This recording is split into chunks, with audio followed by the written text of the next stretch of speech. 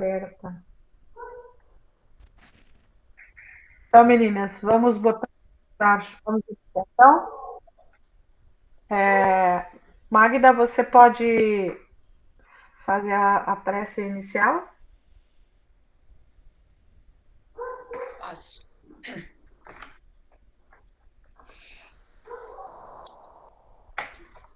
Agradecemos ao Pai por mais esta oportunidade de estarmos aqui para recebermos mais um ensinamento.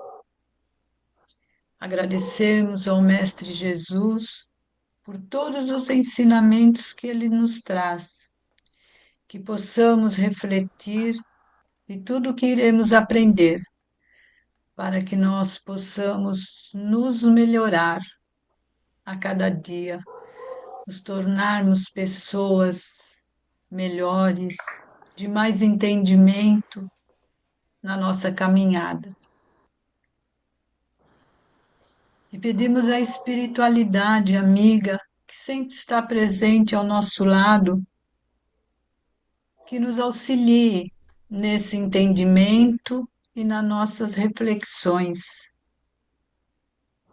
Pai nosso que estais no céu, santificado seja o vosso nome. Venha a nós do vosso reino, seja feita a vossa vontade, aqui na terra como no céu.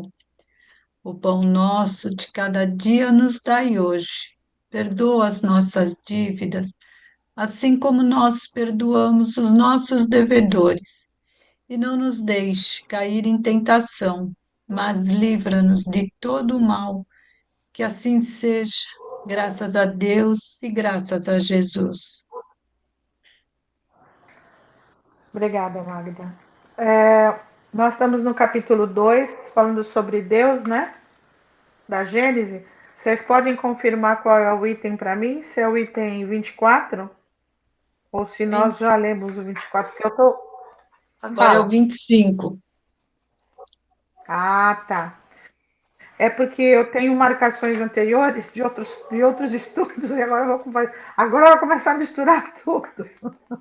Então vamos lá, continuando nesse capítulo 2 sobre Deus, e aqui nós entramos na a providência, né? A providência divina seria a atenção de Deus para com as suas criaturas, né? A solicitude, estar à disposição. Eu vou ler um item aqui. Vamos lá, 25. Longe de nós o pensamento de materializar a divindade. A imagem de um fluido inteligente universal, evidentemente, não passa de uma comparação, mas capaz de dar uma ideia mais exata do que os quadros que o representam sobre uma figura humana.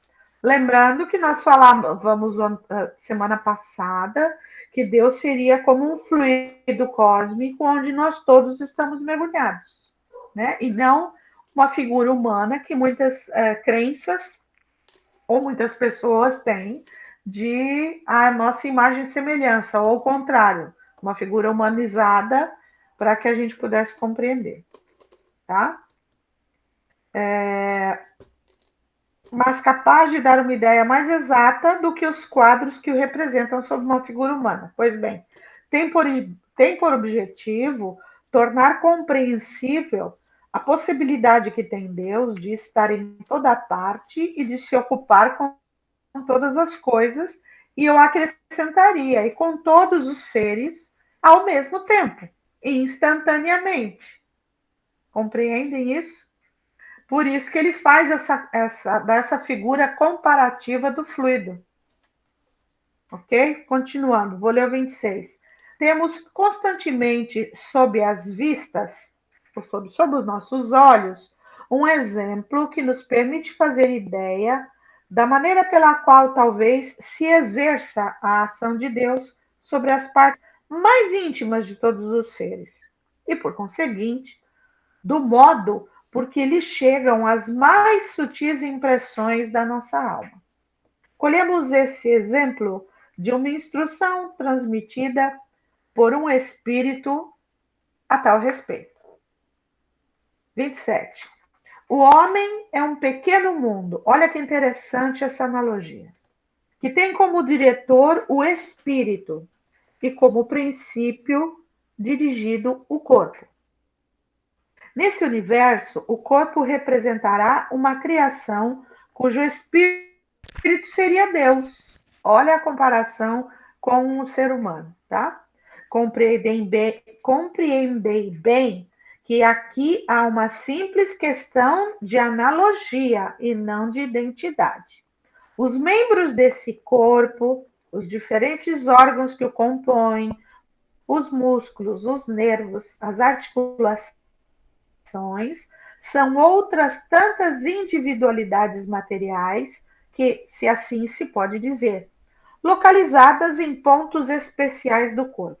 Embora seja considerável o número de suas partes constitutivas, de natureza tão variada e diferente, ninguém, contudo, poderá supor que se possam produzir movimentos ou uma impressão em qualquer lugar sem que o espírito tenha consciência do que ocorra.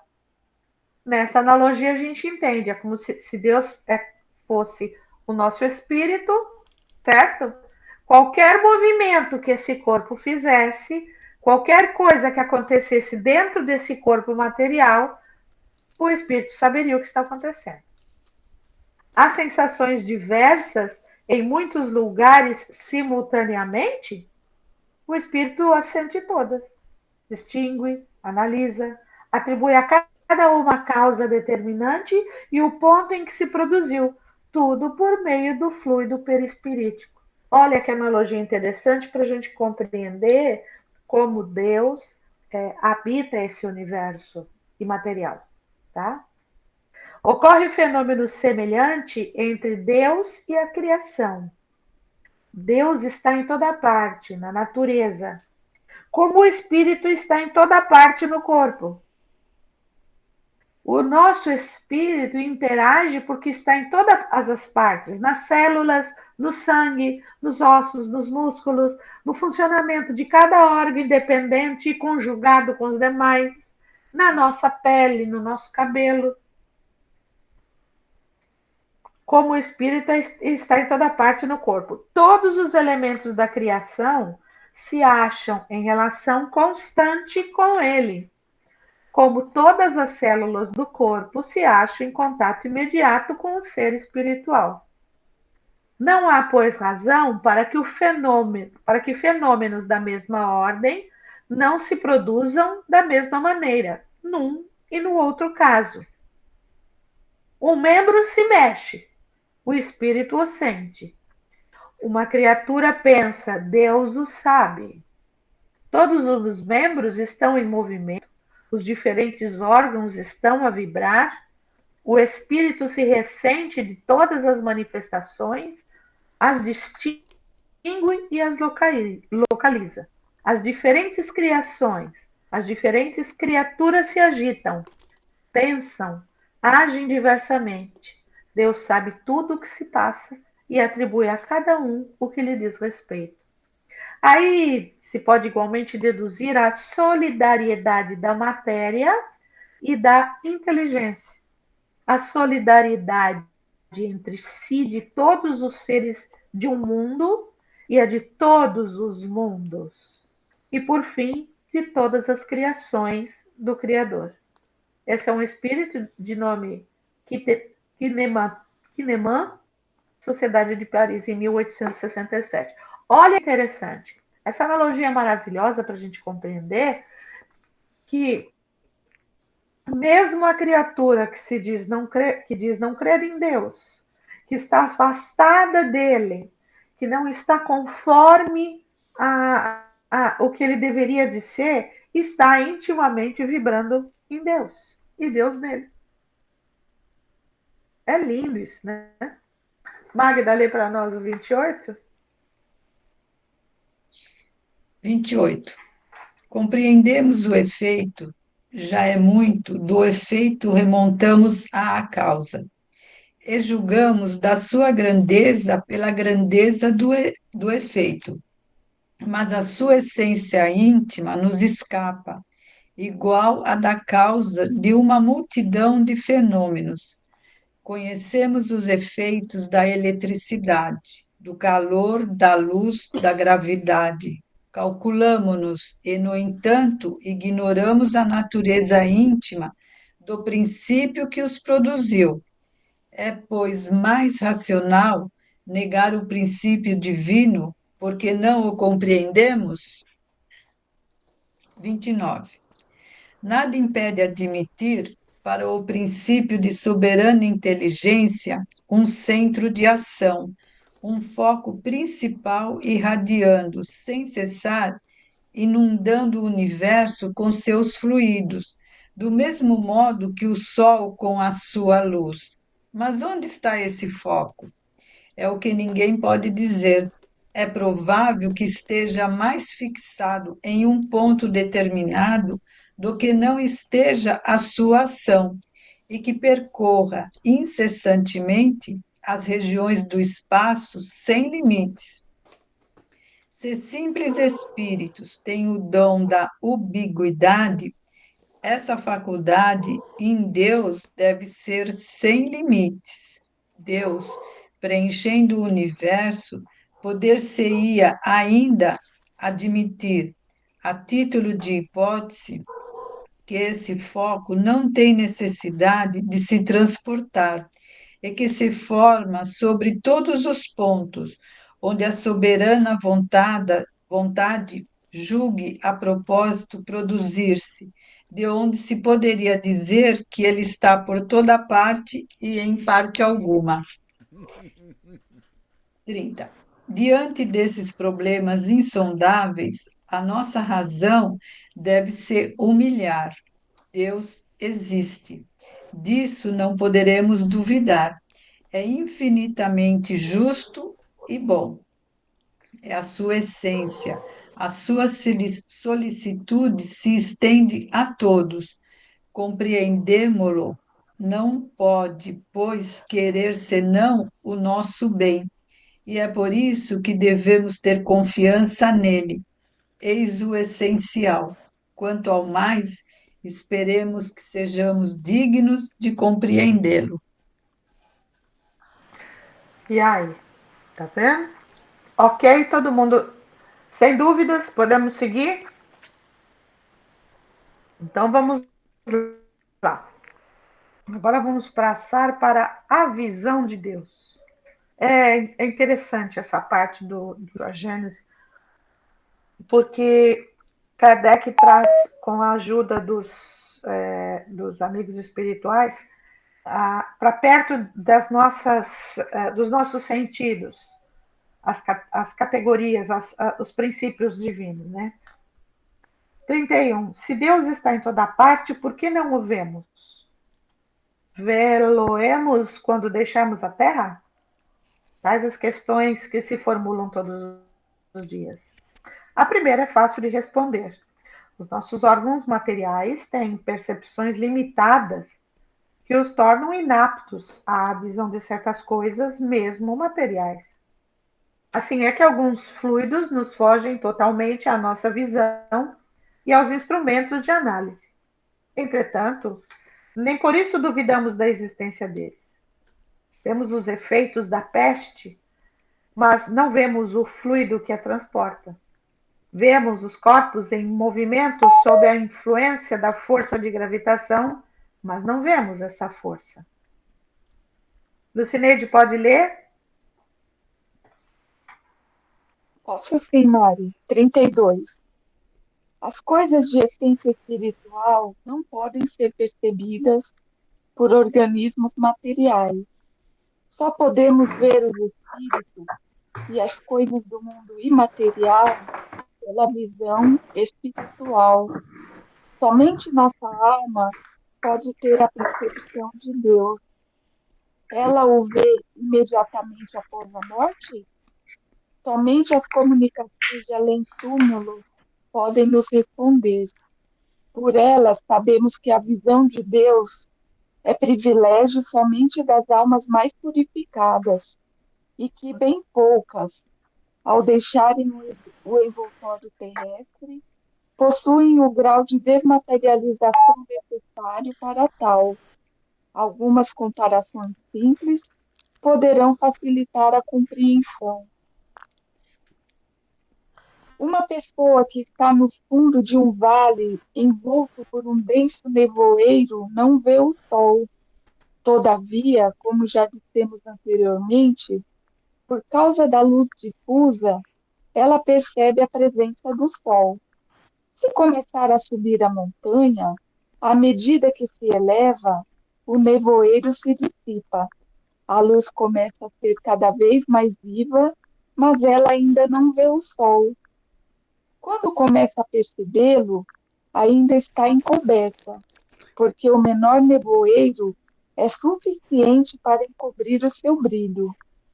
Apenas quando a pessoa estiver acima da camada da névoa, chegando aonde o ar esteja perfeitamente límpido, ela o verá em todo o seu esplendor. Da mesma forma, ocorre com alguém que esteja com a cabeça coberta por vários véus. A princípio, não vê absolutamente nada. A cada véu que tira, distingue uma luz cada vez mais clara. Só quando o último véu sair, perceberá nitidamente as coisas. Assim também ocorre com o licor carregado de matérias estranhas. De início, está turvo. A cada destilação, sua transparência aumenta, até que, estando completamente depurado, adquire uma limpidez perfeita e não apresenta nenhum obstáculo à sua visão. Assim é a alma, o envoltório perispiritual, embora invisível e impalpável para nós, é para ela uma verdadeira matéria, bastante grosseira ainda para certas percepções. Esse envoltório fica mais sutil à medida que a alma se eleva em moralidade. As imperfeições da alma são como os véus que obscurecem sua vista. Cada imperfeição superada é um véu a menos, mas somente quando estiver completamente depurada, ela desfrutará da plenitude de suas faculdades. Ou seja, ainda falta muito nessa capacidade para que nós possamos Ah, sim, ver, ver a Deus.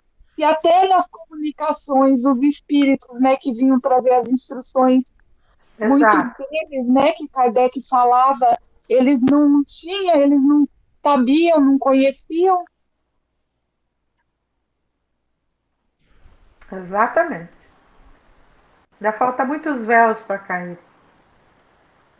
Lê a 34 para nós. Sandra, você vai poder ler para a gente? Aham, tá abertinho aqui já. Então, deixa Ó, a Lu ler o 34. Espera um pouquinho. Ela lê o 34, você lê o 35, 36 e 37, tá? ok. Então vamos lá. 34. Deus, sendo a essência divina por excelência, não pode ser percebido em todo o seu esplendor, senão por espíritos chegados ao mais alto grau de desmaterialização. Se os espíritos imperfeitos não o veem, não é que estejam mais distante dele do que os outros, porque todos os seres da natureza estão mergulhados no fluido divino, como nós estamos na luz. Somente as imperfeições individuais são véus que lhes tiram a visão. Quando o nevoeiro estiver dissipado, eles o verão resplandecer. Para isso, não terão necessidade de subir, nem de ir procurá-lo nas profundezas do infinito. A visão espiritual, estando desimpedida das vendas morais que a obscureciam, eles a verão em qualquer lugar onde estiverem, mesmo na terra, já que Deus está em toda parte. Quer dizer, não tem ninguém fora de Deus, né? E nem Deus fora de ninguém. Não tem como. Mas é interessante porque, por mais que sejamos ainda materialistas, eu falo isso por mim, quando a gente consegue estabelecer um pouco dessa conexão com Deus, já é tão lindo, já é tão maravilhoso.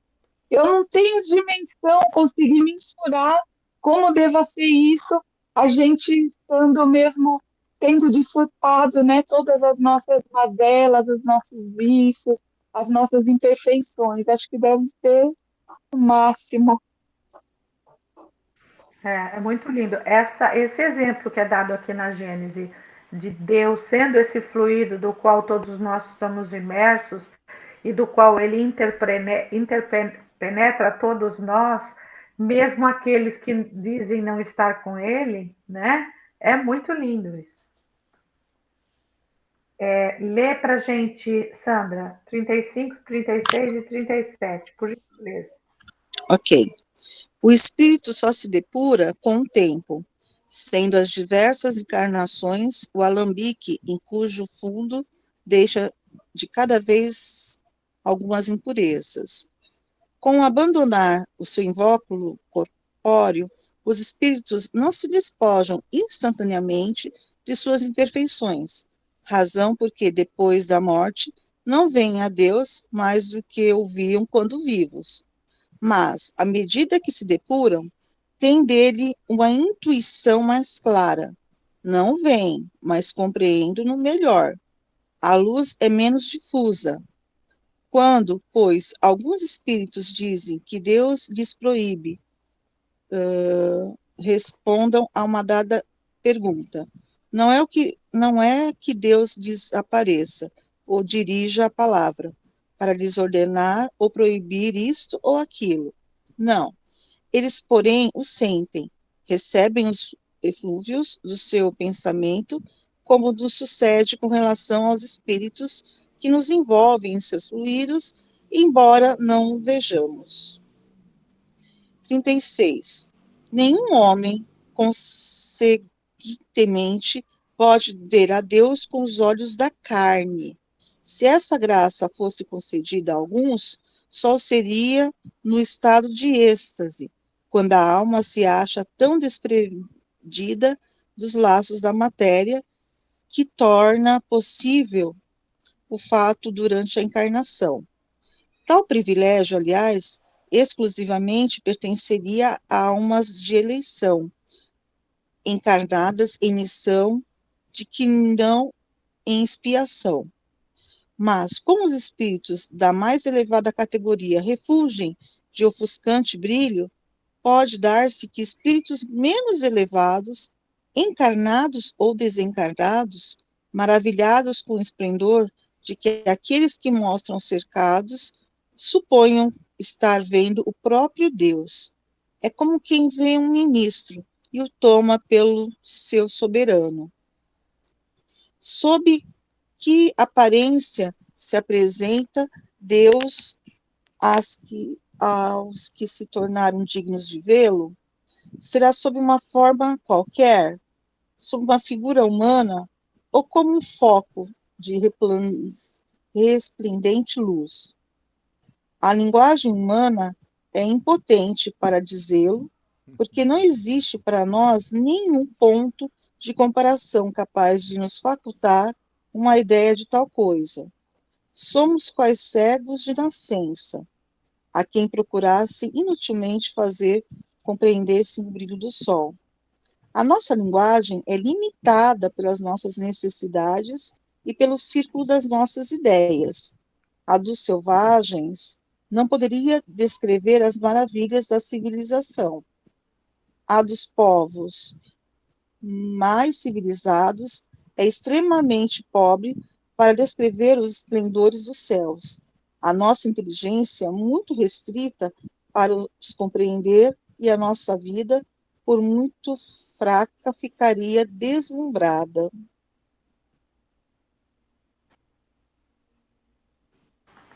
Nossa vista ficaria deslumbrada. Tá?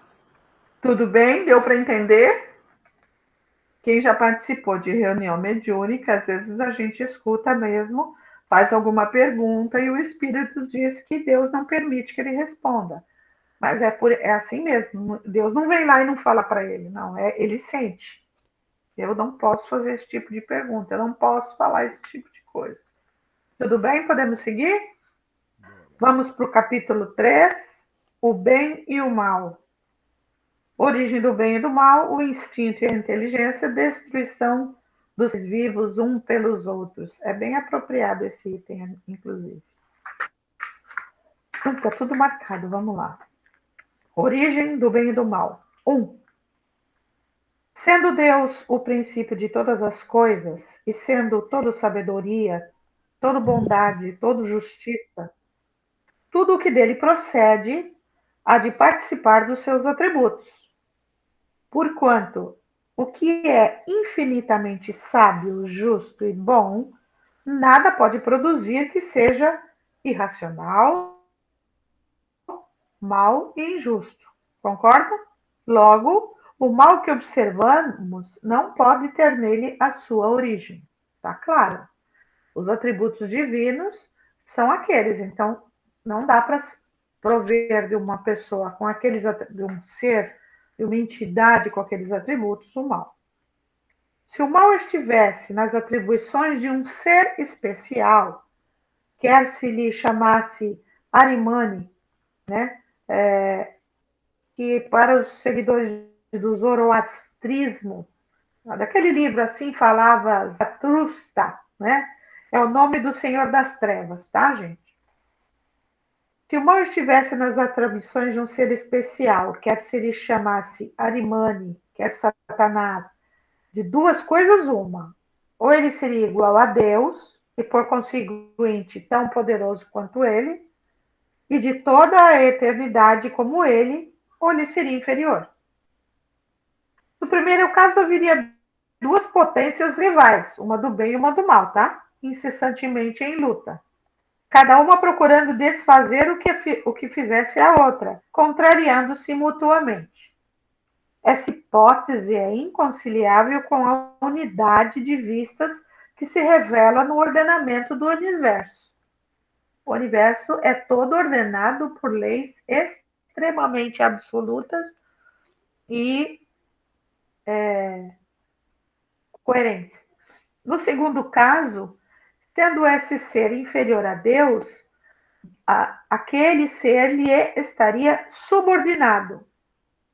Não podendo existir de toda eternidade como Deus, sem ser igual a este, teria tido um começo, concorda? Se foi criado, só poderia ter sido por Deus. Este, então, teria criado o espírito do mal, o que seria a negação da bondade infinita, dado no seu inferno, primeira parte, capítulo 9, sobre os demônios. Deus não criaria um ser voltado exclusivamente ao mal. 3. Entretanto, o mal existe e tem uma causa. Os males de toda espécie, físicos ou morais, que afligem a humanidade, apresentam duas categorias que importa distinguir. A dos males que o homem pode evitar e a dos males que independem da sua vontade. Os que independem da sua vontade, é preciso que se incluam os flagelos naturais. O que são flagelos naturais? Né? Terremotos, erupções de vulcão, inundações, a fome e tal, etc, etc. O homem, cujas faculdades são limitadas, não pode penetrar nem abranger o conjunto dos desígnios do Criador. Desígnios, as determinações do Criador. Julga as coisas do ponto de vista de sua personalidade, dos interesses artificiais e convencionais que criou para si mesmo e que não se compreendem na ordem da natureza. É por isso que nós não compreendemos Deus, porque nós o julgamos, as suas atitudes ou os acontecimentos, por nós. E por isso que também não entendemos da natureza, porque o julgamos pela nossa inteligência. É por isso que muitas vezes se lhe afigura para o homem, tá? mal e injusto aquilo que consideraria justo e admirável se ele lhe conhecesse a causa, o objetivo, o resultado definitivo. Pesquisando a razão de ser e a utilidade de cada coisa, reconhecerá o homem que tudo traz o selo da sabedoria infinita e se dobrará a essa sabedoria, mesmo com relação às coisas que não compreende. Vocês estão vendo como fica claro? Aquilo que nós dissemos que é mal, que é injusto, é porque dentro da nossa limitação, mesmo de inteligência e de conhecimento das coisas e das forças do universo, nós julgamos pelo nosso entendimento. Se a gente conhecesse os propósitos, as consequências, né, o objetivo daquilo, a interpretação seria outra. Magda leu 4 para a gente? 4. O homem recebeu em herança uma inteligência com a ajuda da qual pode conjurar, ou pelo menos grandemente atenuar, os efeitos de todos os flagelos naturais. Quanto mais ele adquire saber e avance em civilização, menos esses flagelos são desastrosos, com uma organização social sabiamente previdente poderá mesmo neutralizar-lhes as consequências, quando não puderem ser inteiramente evitadas. Fazem tudo ao contrário, né? Falemos aqui, a gente fala daqui dos efeitos climáticos que nós estamos vivendo. Com a inteligência que o homem já tem, seria muito fácil ele evitar esses problemas, esses eventos climáticos que nós estamos vendo, que vão ser terrivelmente agravados agora ao longo dos anos, né? Para os nossos Isso. netos, os netos dos nossos netos, os filhos dos netos e, consequentemente. É o que ele está falando aqui. Assim, para esses mesmos flagelos, que têm a sua utilidade na ordem da natureza, e para o futuro, que ferem no presente, Deus deu ao homem, pelas faculdades com as quais dotou o seu espírito, os meios de paralisar-lhes os efeitos. Assim é que ele saneia os continentes insalubres, neutraliza os miasmas pestilentos, fertiliza as terras incultas e se esforça por preservá-las das inundações, que construiu habitações mais sadias, mais sólidas para resistirem aos ventos, tão necessários para a depuração da atmosfera, que se coloca ao abrigo das intempéries. Foi assim, enfim, que, pouco a pouco, a necessidade fê-lo criar as ciências, com a ajuda das quais melhora a habilidade do globo e aumenta a soma do seu bem-estar.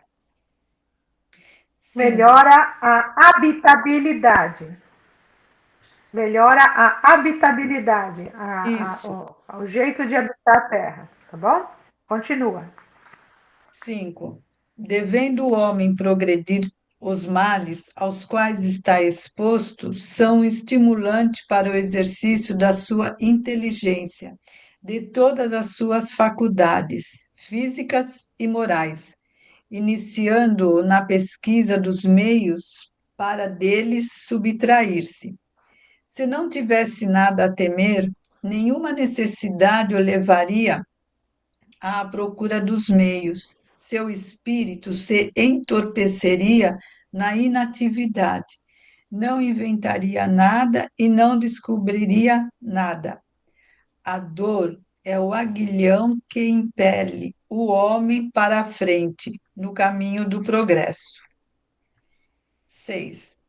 Mas os mais numerosos males são aqueles que o homem cria para si mesmo, pelos seus próprios vícios, aqueles que provêm de seu orgulho, de seu egoísmo, de sua ambição, de sua cupidez, de seus excessos em todas as coisas. Aí está a causa das guerras e das calamidades que elas arrastam, dissensões injustiças, opressão do fraco pelo forte, enfim, a maioria das doenças. Deus estabeleceu leis plenas de sabedoria. Quem não tem por objetivo senão o bem, o homem encontra em si mesmo tudo o que é necessário para segui-las. Sua rota está traçada pela sua consciência. A lei divina está gravada no seu coração e, além disso, Deus o chama sem cessar através dos seus messias e profetas, por todos os espíritos encarnados que receberam a missão de esclarecê-lo, moralizá-lo, melhorá-lo, e nestes últimos tempos, pela multidão de espíritos desencarnados que se manifestam por toda parte. Se o homem se conformasse rigorosamente com as leis divinas, não há dúvida de que evitaria os mais pungentes males e que viveria feliz sobre a terra. Se não o faz, é em virtude do seu livre arbítrio, e disso sofre as consequências. O Evangelho segundo o Espiritismo, capítulo 5, números 4, 5, 6 e seguintes. 7. Mas Deus, cheio de bondade, colocou o remédio ao lado do mal, quer dizer, do próprio mal faz sair o bem. Chega um momento em que o excesso do mal moral se torna intolerável e faz o homem sentir o desejo de mudar de caminho, instruído pela experiência. É compelido a procurar um remédio no bem, sempre por efeito do seu livre-arbítrio. Quando entra num caminho melhor, é pelo fato da sua vontade e porque reconheceu os inconvenientes do outro caminho. A necessidade o constrange, pois, a se melhorar moralmente, para ser mais feliz, como esta mesma necessidade o constrange a melhorar as condições materiais da sua existência. Número Só um 5. minutinho. Só um minutinho, Magda. Você se emocionou. Por quê? Fala para nós. Eu me emocionei porque eu estava lendo e sabe quando ele fala de quando ele vê que ele está no caminho errado, né? Que ele quer mudar de caminho, veio Ele muito põe o essa situação. remédio do lado do mal, né? Me veio muito essa situação das guerras, sabe? Que eu fico pensando assim, por que que eles não enxergam que eles estão no caminho errado? Então isso acaba mexendo muito comigo. É por isso que eu fiquei emocionada, porque, poxa, tem uma chance tão grande de mudar o caminho, mas, enfim, né? Porque na A realidade, vaidade, o orgulho. a gente falando, vamos supor, especificamente das guerras, né, dos conflitos, são extremamente egoístas, porque eles não vão guerrear, eles põem os inocentes para guerrear. Quando o mal chegar à cerca deles, ou seja, o cercar, e eles forem atingidos por esse mal, a mudança acontece. Exato. Né? Porque é como falou aqui, Deus coloca o remédio do lado do mal, para ele ver o mal, mas o remédio tem que chegar antes, e se o remédio é dor, a dor tem que chegar. É muito lindo isso. É que eles são sempre protegidos, né? Então são os outros que vão, né? Eles estão nos gabinetes, né? Nas salas acarpetadas, blindadas. Quem vai para os fronts e morre são os jovens que estão iniciando a vida, às vezes nem sabem por que estão lá. Muitas vezes são obrigados, como na guerra da Ucrânia, né? Que eles não podiam nem escolher, tem que ir, acabou. Lu, quer ler o 8 para gente? Ele é bem grandinho, mas acho que dá para a gente terminar. Leio sim.